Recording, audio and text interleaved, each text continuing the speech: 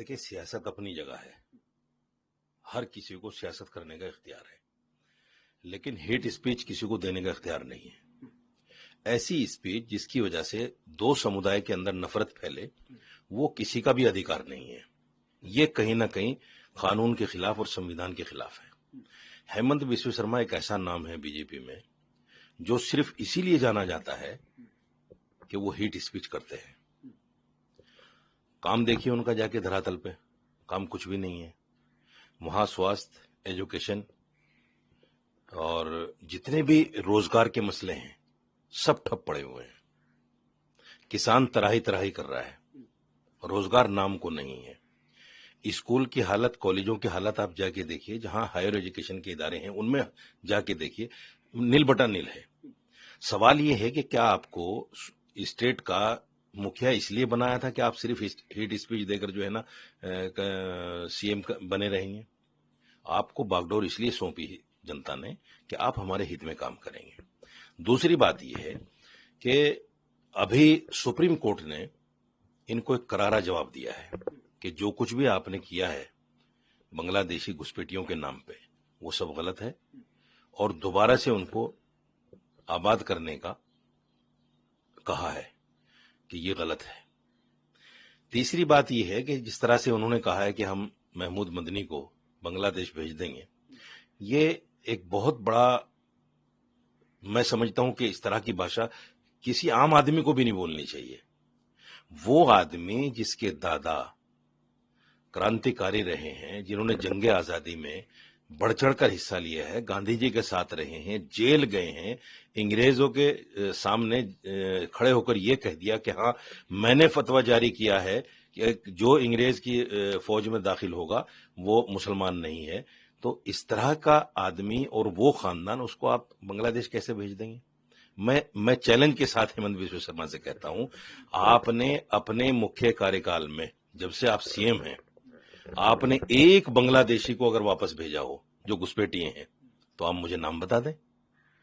India के लोगों को तो आप बांग्लादेश भेजेंगे और बांग्लादेश के लोगों को घर में बिठा के रखेंगे।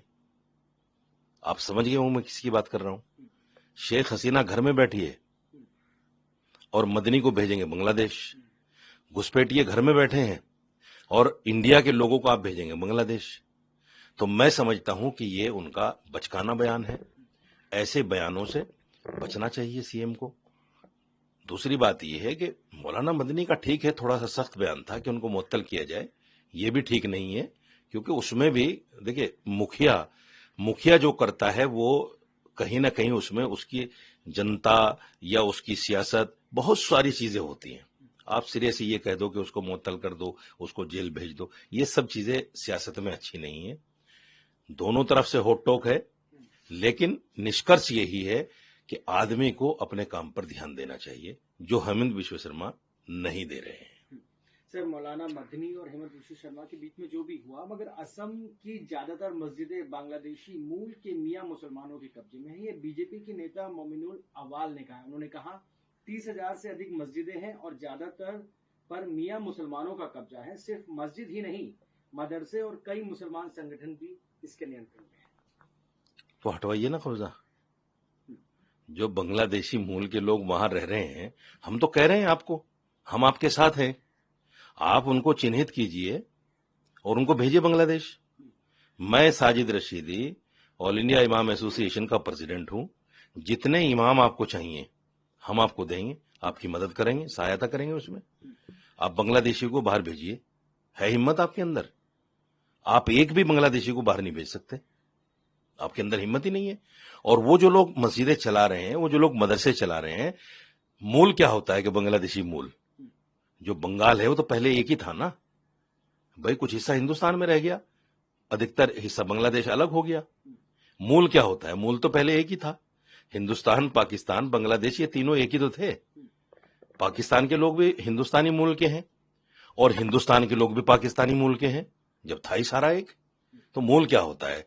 ये मूल कहकर आप जो है कहीं ना कहीं उन मुसलमानों को नीचा दिखाने की कोशिश कर रहे हैं, उनको बांग्लादेशी कहने की कोशिश कर रहे हैं।